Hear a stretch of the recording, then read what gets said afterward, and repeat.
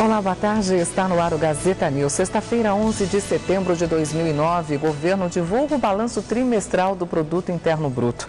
A economia brasileira cresceu 1,9% de abril a junho na comparação com o primeiro trimestre do ano. Desempenho puxado pela indústria, o setor com o melhor resultado, alta de 2,1% no trimestre. O ministro da Fazenda comemorou o que chamou de recuperação rápida. Acho que alguns não acreditaram que nós teríamos uma recuperação rápida. Então, mandaram o pessoal para casa, pararam de produzir, queimaram os estoques que estavam acumulados. Então, isso também influiu. Mas ela certamente vai continuar essa trajetória de crescimento e para 2010 nós estamos trabalhando com um crescimento de 4,5%. 2010, crescimento do PIB de 4,5%. A expectativa do ministro Mantega é de 1% de crescimento em 2009, alta de 4,5% no PIB do ano que vem. Mas a partir de agora, a economia vai ter de evoluir sem as medidas de incentivo ao consumo. Porque o nosso objetivo, quando nós reduzimos IPI de automóveis, de fogões, etc., era dar um impulso para a economia. A economia vinha numa trajetória, vinha crescendo, aí ela deu uma parada.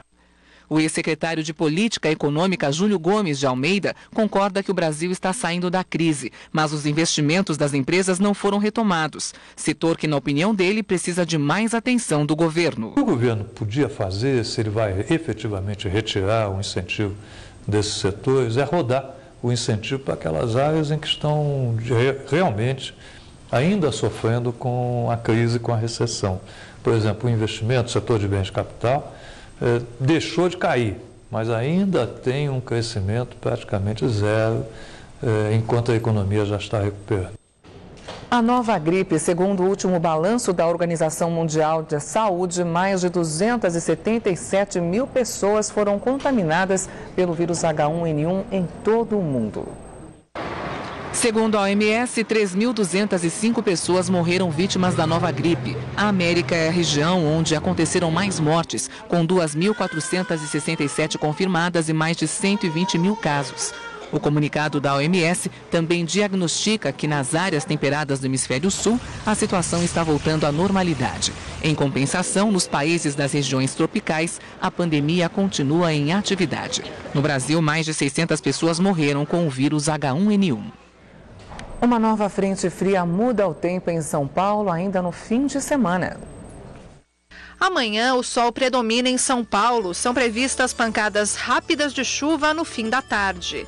No domingo, com a chegada de uma frente fria, a nebulosidade aumenta. Chove à tarde com um pouco mais de intensidade. O tempo fecha por completo na segunda-feira. Pode chover a qualquer hora. Na terça, o sol reaparece. Não há previsão de chuva. Os termômetros irão registrar mínima de 14 e máxima de 30 graus nos próximos 4 dias. Tristeza nos Estados Unidos. Milhares de americanos relembram a série de ataques terroristas às torres do World Trade Center 8 anos atrás. 1 minuto de silêncio.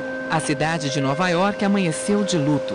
Milhares de pessoas se reuniram em homenagem às vítimas dos ataques terroristas transmitidos ao vivo por milhões de TVs de todo o mundo. Quase 3.000 pessoas morreram no dia 11 de setembro de 2001.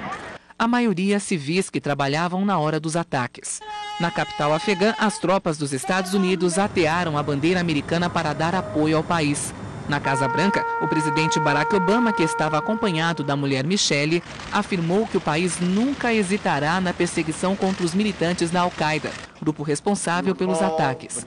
Ele agradeceu a todos os que ajudaram no resgate das vítimas. Obama afirmou ainda que elas nunca serão esquecidas.